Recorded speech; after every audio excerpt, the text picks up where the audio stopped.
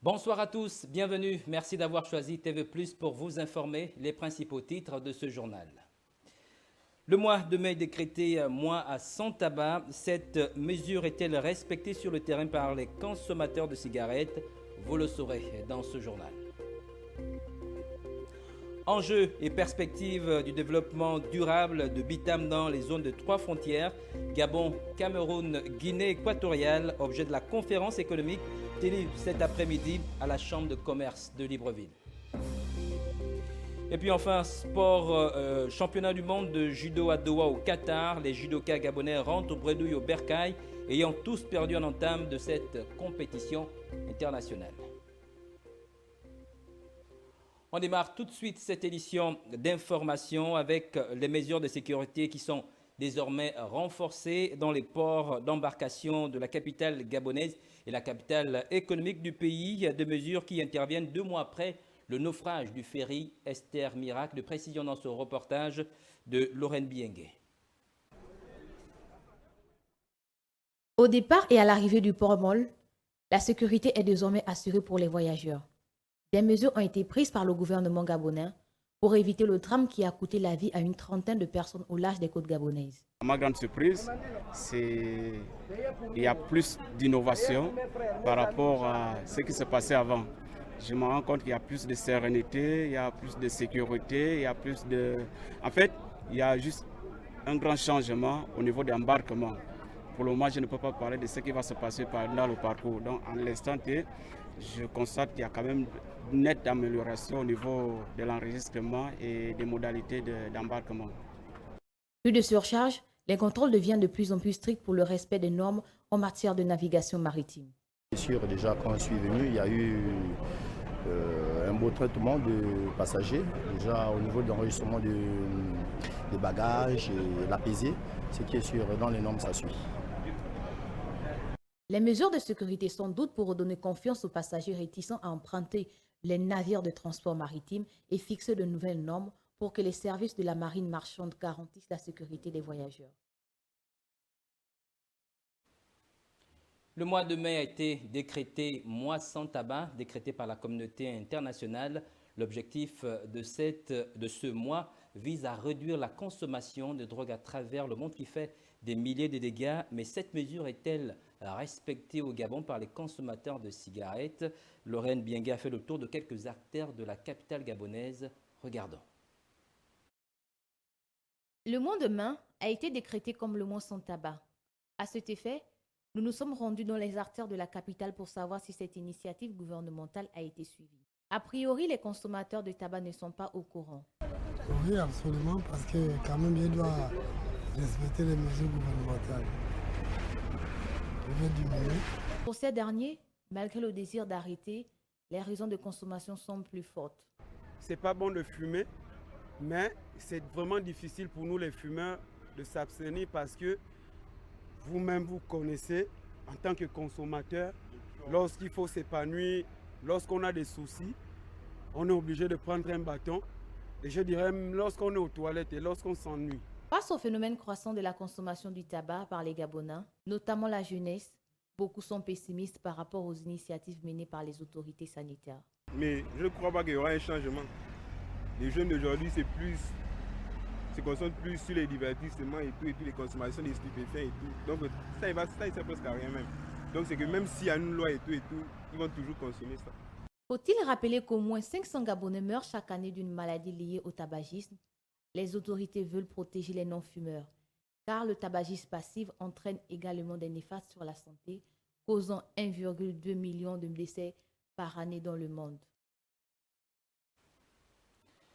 Nos infirmières, notre avenir, c'est le thème de la célébration aujourd'hui de la Journée internationale des infirmières et des infirmiers, un événement célébré le 12 mai de chaque année. C'est l'occasion de rendre hommage aux acteurs de ces métiers, souvent en première ligne dans les centres hospitaliers à travers le monde pour sauver des vies. Des précisions dans ce reportage signé de Maya Meza.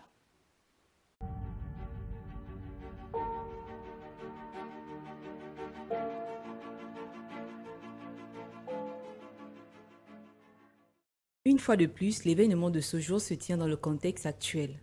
marquée par l'urgence sanitaire mondiale liée à la maladie à coronavirus 2019, qui a mis en évidence l'ampleur de la pénurie de professionnels de soins infirmiers dans le monde en général et en Afrique en particulier. Le thème retenu pour l'édition de cette année, à savoir la profession infirmière, une voie faite pour diriger, investir dans les soins infirmiers et respecter les droits pour garantir la santé mondiale, a indiqué et actualité. Et depuis le début de la pandémie de Covid-19, le personnel infirmier a consenti des sacrifices importants, œuvré avec courage et renouvelé chaque jour sa détermination à lutter contre une menace pour la santé mondiale sans précédent dans l'ère moderne. En servant de pilier indispensable au soutien des systèmes de soins et de santé africains pendant certaines périodes très difficiles.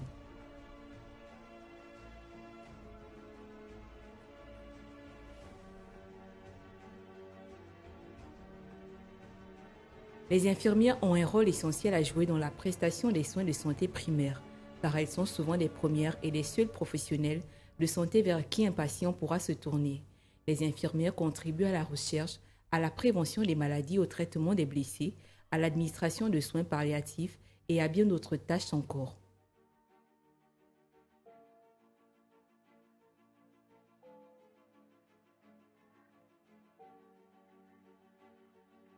Ces personnes sont de véritables héroïnes dont personne ne parle et qui sont pourtant en première ligne de la prévention des maladies et des soins aux malades. Le leadership en soins infirmiers doit être optimisé avec un mandat donné aux responsables des soins infirmiers et obstétricaux de faire progresser le programme de soins infirmiers dans les domaines de l'éducation, de l'emploi, des politiques et de la pratique. L'argumentation en faveur de l'investissement dans la formation, l'emploi et le leadership dans la profession infirmière et le temps est de prendre l'engagement pour l'action.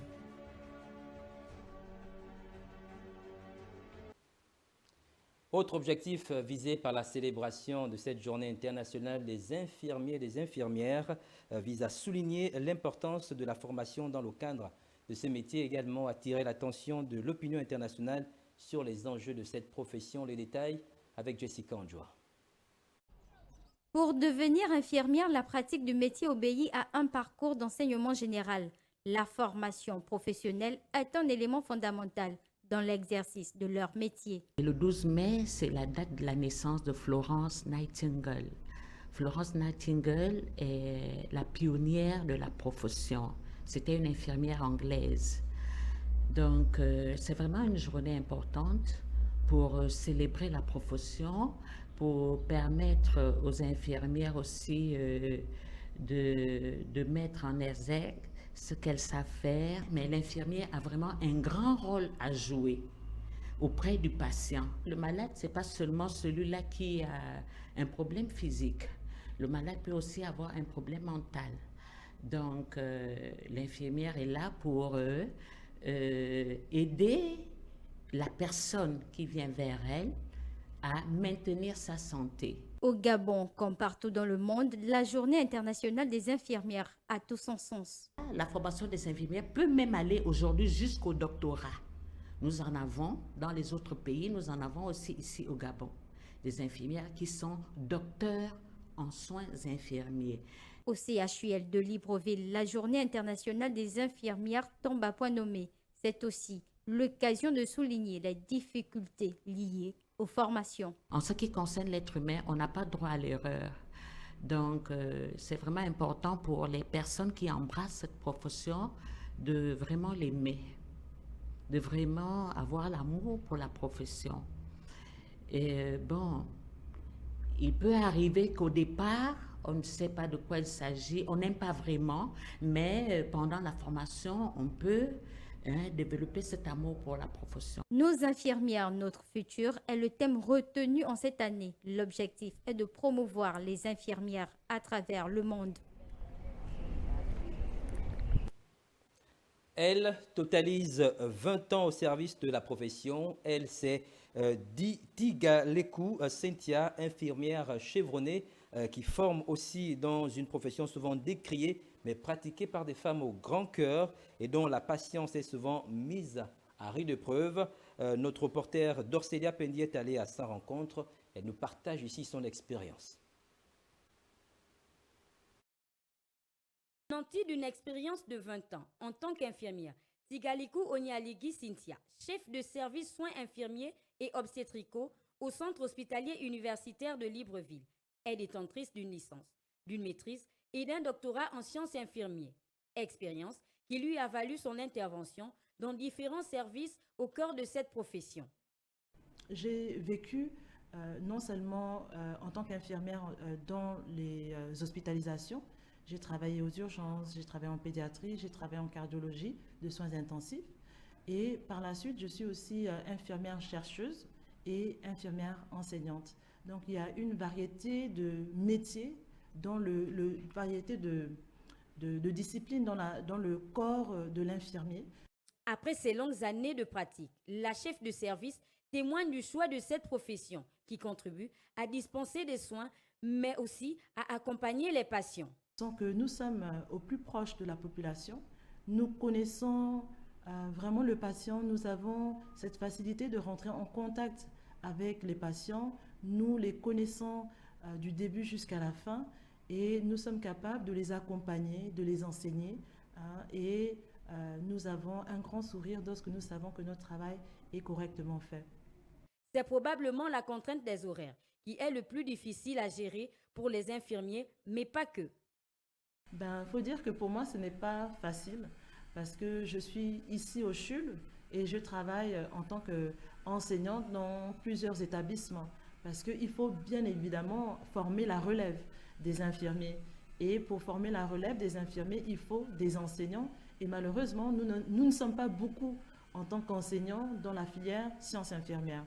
Donc pour concilier famille et milieu professionnel, c'est un peu difficile, ça prend un impact sur la vie des enfants.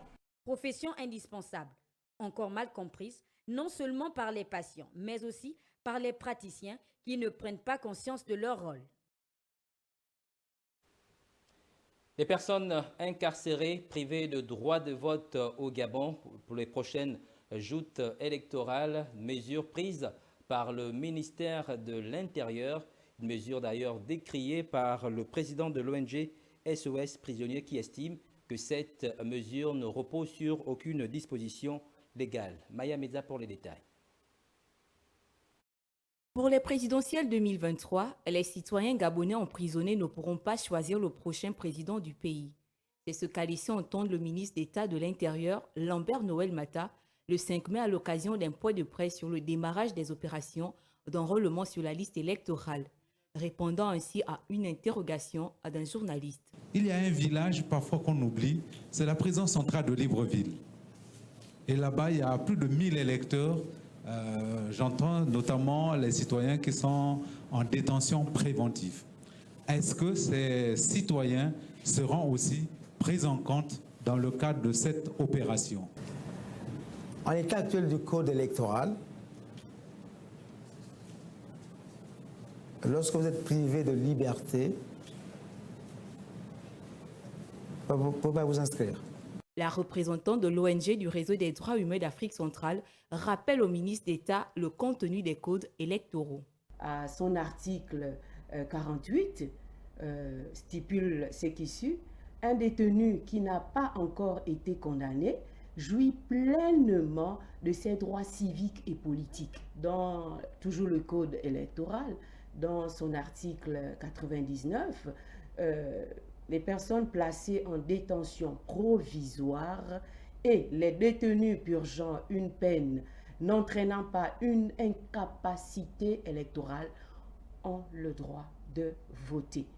Et pour cela, les dirigeants qui sont élus à la tête des institutions doivent permettre à ce que la population, aussi petite qu'elle soit, bénéficie d'un espace juridique. Ces prisonniers que je venais de, ces détenus-là que je venais de mentionner ici dans l'article 48 et l'article du code électoral 99 ont le droit d'aller s'enrôler. Là, nous parlons encore que de l'enrôlement. Et nous ne pouvons pas, n'est-ce pas, mettre à côté cette couche de la population. Pour ce faire, Madame Dilaba n'a pas hésité à lancer un appel particulier. Que le REDAC est bel et bien au Gabon, représenté par Madame Dilaba, Jeanne Clarisse, que je suis, et je voudrais le rencontrer parce que nous n'avons qu'un seul pays, c'est le sien, c'est le mien et c'est le nôtre, alors nous devions nous accorder pour la direction, n'est-ce pas, de cette nation. Rappelons que la population carcérale est en grande partie constituée au Gabon de personnes en détention préventive qui passent souvent plus d'années sans jugement au mépris des dispositions légales.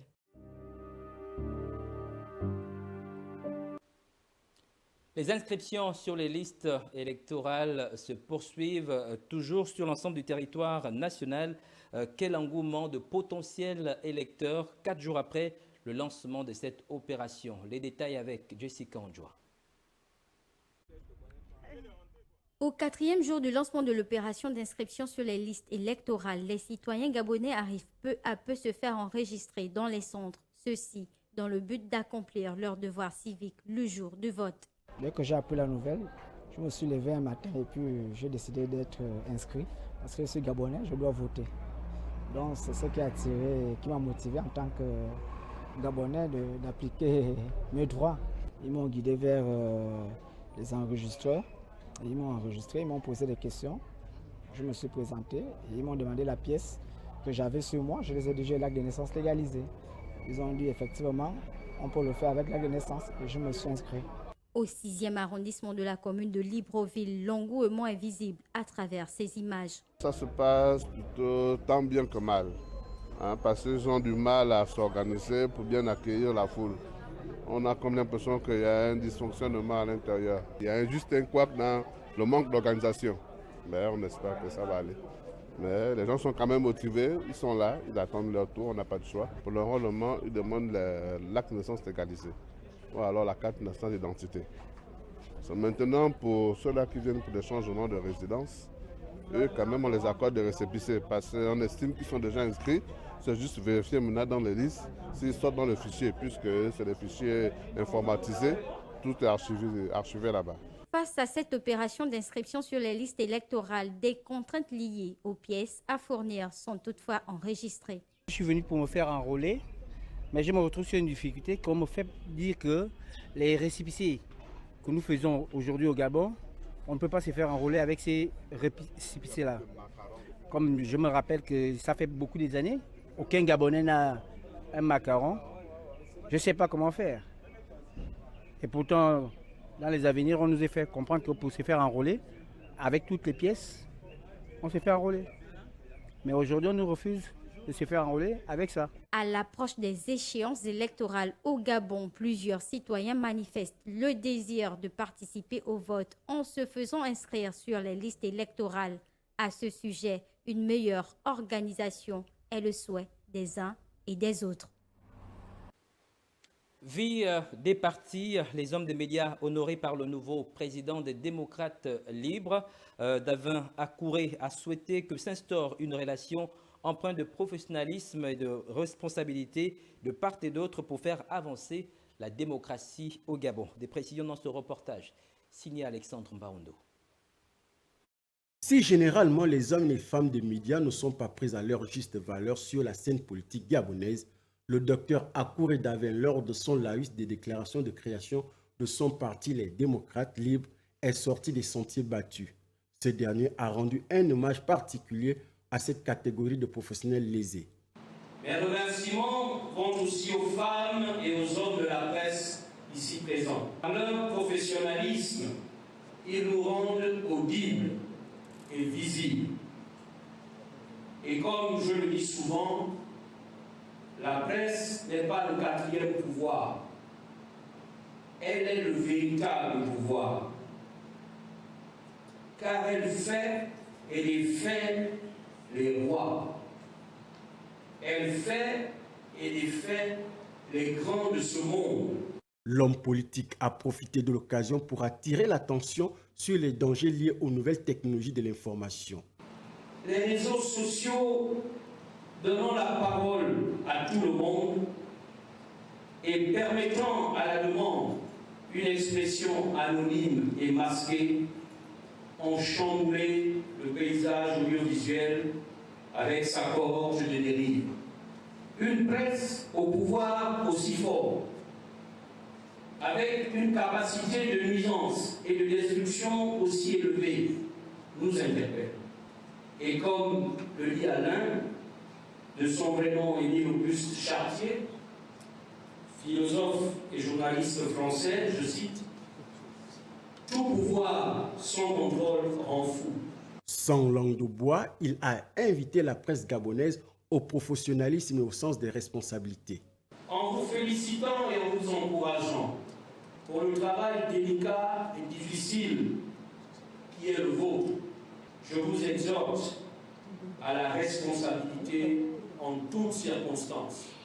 Je vous encourage d'autant plus que dans des pays comme les nôtres, l'environnement nécessaire à la liberté de la presse et à sa responsabilisation n'est pas encore totalement acquis. Faut-il le rappeler, le lien entre les médias et le pouvoir est hélas souvent trop incestueux. Les politiques ont tendance à inviter les journalistes à un tango médiatique, sauf que dans celui-ci, il y a l'un des danseurs qui entraîne l'autre.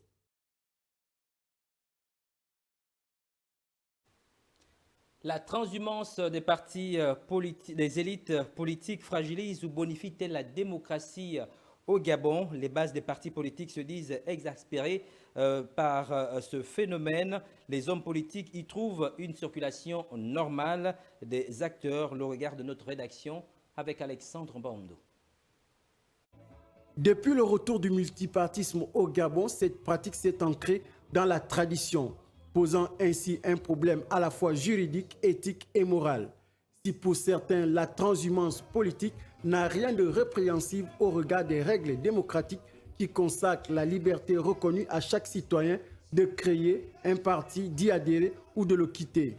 Pour d'autres, celle-ci est appréhendée comme un fléau pour la démocratie en Afrique, en ce qu'elle instrumentalise les élus en quête de quelques avantages matériels ou de promotion politique.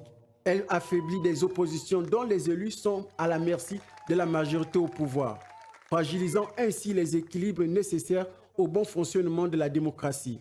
Face à ce que certains considèrent comme une pathologie pour la démocratie gabonaise, la déchéance automatique du mandat du parlementaire qui démissionne ou dans le cas contraire est exclu par le parti l'ayant investi pour son élection est l'unique réponse apportée désormais dans la plupart des constitutions africaines.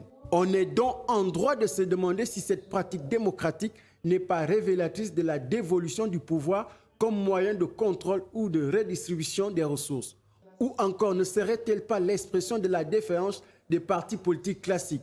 Face à ce phénomène qui perdure, à quelques mois des élections générales au Gabon, ne va-t-on pas assister une fois de plus à un divorce entre l'électorat et une certaine élite politique gabonaise?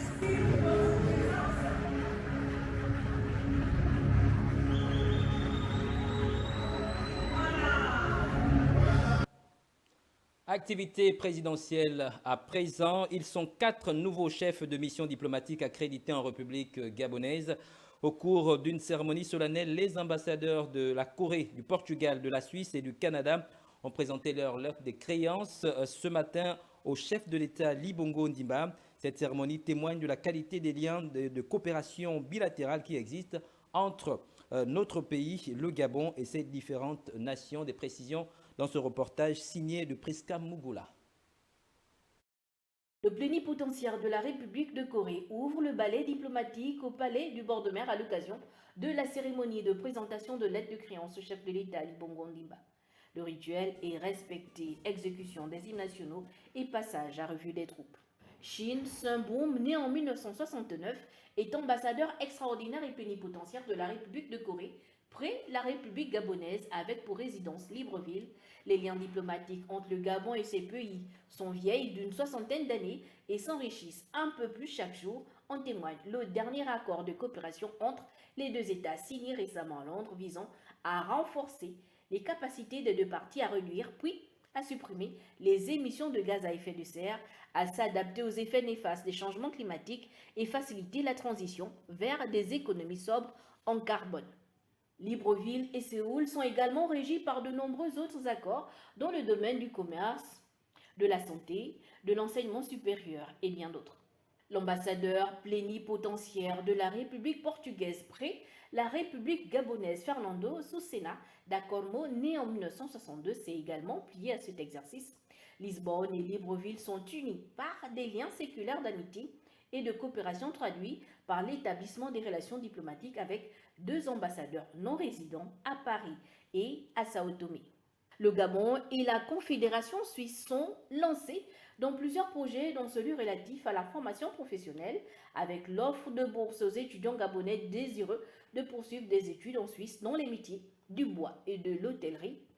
Sharper Saro, né en 1979, ambassadeur extraordinaire et plénipotentiaire de la Confédération suisse près la République gabonaise, a pour résidence Kinshasa, en République démocratique du Congo. Enfin, les liens diplomatiques entre le Gabon et le Canada datent de 1963. Lorraine Anderson, c'est le haut-commissaire du Canada près la République gabonaise. Les 2 États entretiennent d'excellents liens de coopération. Libreville et Ottawa explorent plusieurs pistes de coopération pour le renforcement des liens. La filière bois est un secteur prometteur aussi bien pour le Gabon que pour le Canada. Conférence inaugurale cet après-midi à la Chambre de commerce de Libreville sous le thème « Enjeux et perspectives du développement durable de Bitam dans les zones de 3 frontières, Gabon, Cameroun, Guinée équatoriale ». L'objectif de cette conférence, partager le projet intégrateur, un projet qui s'inscrit dans le cadre de l'intégration sous-régionale. Des précisions avec Ruth Matsanga.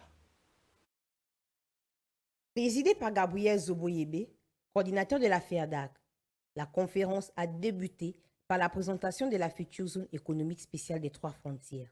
L'économie spéciale, c'est une zone qui bénéficie d'une réglementation économique spécifique, qui est différente du reste du pays. Évidemment, le but de la zone, c'est d'abord d'attirer les investisseurs, attirer les entreprises et favoriser les échanges. Par la suite, le coordinateur s'est appesanti sur les objectifs réels que poursuit une zone économique spéciale dans ce cas de figure. D'abord, favoriser les échanges et l'intégration régionale. Booster la croissance économique. Sans croissance, on ne peut pas avoir de l'emploi. Promouvoir la création d'emplois et les conditions de vie des populations. Suite au décret signé en février par le président de la République gabonaise, Ali Bongo Ondimba, une autre zone spéciale sera créée dans la province du Wolin. On ouvre à présent avec la page internationale. En République démocratique du Congo, le président Félix Tshisekedi a critiqué la force militaire régionale déployée par les pays d'Afrique de l'Est pour stabiliser l'Est de la RDC, laissant entendre que les troupes pourraient partir d'ici fin juin. Le récit est signé de Sida Liman. Le président de la République démocratique du Congo, Félix Tshisekedi, a fait part de ses inquiétudes quant à la cohabitation entre les rebelles et la force militaire régionale d'Afrique de l'Est qui a commencé à se déployer à la fin de l'année dernière. Il s'exprimait lors d'une visite au Botswana. Des dizaines de groupes armés sévissent dans l'est de la RDC, héritage des guerres régionales qui ont fait rage dans la région dans les années 90 et 2000. La communauté d'Afrique de l'Est qui regroupe 7 pays a mis sur pied en juin une force militaire pour tenter de répondre à la crise. Des soldats kenyans se sont déployés en novembre, suivis cette année par des contingents burundais, ougandais et sud-soudanais. Le président congolais a parlé de cette cohabitation entre le contingent de l'Afrique de l'Est et les rebelles, qui selon lui pose un véritable problème au regard de la mission qui leur a été confiée. Le président a ensuite déclaré qu'à partir du mois de juin, qui marque la fin de la mission de cette force, si le mandat n'a pas été rempli, les soldats seront renvoyés dans leurs pays respectifs. Il y a quelques mois, une centaine de manifestants répondant à l'appel de mouvements citoyens s'étaient rassemblés pour marcher contre la force est-africaine qu'ils jugeaient inefficace. Cette force a été établie au terme d'un accord conclu le 23 novembre à Luanda et était chargée de s'assurer du désengagement des rebelles du M23 des zones qu'ils ont conquises dans le Nord Kivu. Le M23, groupe armé majoritairement Tutsi vaincu en 2013, a repris les armes à la fin de l'année 2021 et a accentué son offensive un an plus tard, isolant Goma et coupant la circulation de plusieurs routes économiques vitales pour cette ville de plus d'1 million d'habitants.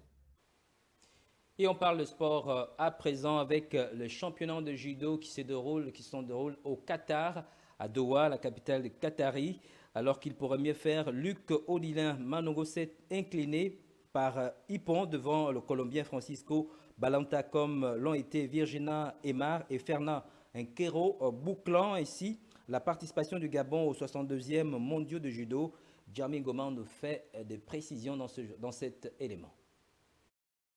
Le dernier espoir gabonais Luc Manogo a finalement été battu pour son entrée en lice sur un hippon par le Colombien Francesco Balanta. Le miracle souhaité ne s'est pas produit du côté du complexe Ali bin Hamad Haltia Arena de Doha lors de la 6e journée des mondiaux de judo. Cette journée consacrée aux athlètes évoluant dans la catégorie des moins de 100 kg. Après l'élimination prématurée de Virginia Emar et Fernand Quero, le tour est venu à Luc Manogo de perdre son combat d'entrée face à un Colombien très bien en place et qui aurait fait subir le représentant gabonais. Une seule prise au sol et après des comptes des 20 secondes a donné sans conteste Francesco victorieux. Pour la 3e participation au championnat du monde, Luc Manogo n'a jamais passé le premier tour. On retient donc aucune progression quand on sait qu'il bénéficie d'une bourse de l'État gabonais. Toutes les chances des médailles gabonaises sortent de ces championnats du monde tête basse. Il serait impératif de se remettre en cause et travailler davantage car il y a les Jeux Olympiques en perspective. 35e journée de Ligue 1 française. Le Paris Saint-Germain reçoit demain l'AC Ajaccio. On note le grand retour de l'Argentin Lionel Messi et du défenseur marocain Achraf Hakimi, tous deux sanctionnés par le club. Plus de précisions avec Jeremy Ngoma. Après sa suspension liée à son voyage en Arabie Saoudite effectué sans l'aval du club, Lionel Messi a bel et bien repris l'entraînement et sera titulaire pour la réception de l'AC Ajaccio, comme l'a annoncé ce jour son entraîneur du Paris Saint-Germain, Christophe Galtier. Évidemment que j'ai parlé avec Léo dès son retour avec nous mardi, pour voir dans quel état d'esprit il était. Je l'ai trouvé très serein. Dans les échanges, j'ai senti qu'il était très motivé à jouer, très déterminé à glaner encore un titre supplémentaire, un titre de champion de France. Et à partir du moment où je l'ai vu toute la semaine investi dans le travail, oui, Léo va démarrer demain. Lundi, la star argentine a fait son retour à l'entraînement au camp des loges et a repris ensuite l'entraînement collectif. L'ancien joueur du FC Barcelone avait été suspendu par le Paris Saint-Germain après un voyage émotionnel non autorisé en Arabie Saoudite pour lequel la Pulga avait présenté ses excuses au public. La vie n'est pas un long fleuve tranquille, hein. Il se passe beaucoup de choses. Mais non, il n'y a pas d'usure, ça fait partie de la fonction quand vous êtes entraîneur du Paris Saint-Germain. Et il n'y a pas chez moi d'usure, il n'y a pas chez moi une envie de vite être en vacances pour récupérer. Non, il y a, je vous le répète encore une fois, une très grande détermination et qu'un seul objectif, c'est d'aller chercher ce titre de champion de France. En fin de contrat avec le Paris Saint-Germain, Lionel Messi, à 35 ans, pourrait bientôt rejoindre la très lucrative Arabie Saoudite où une offre énorme lui a été soumise. Voilà, c'est la fin de ce journal. Merci de votre aimable attention. Restez câblés sur TV+. Bonne suite de programme. Au revoir.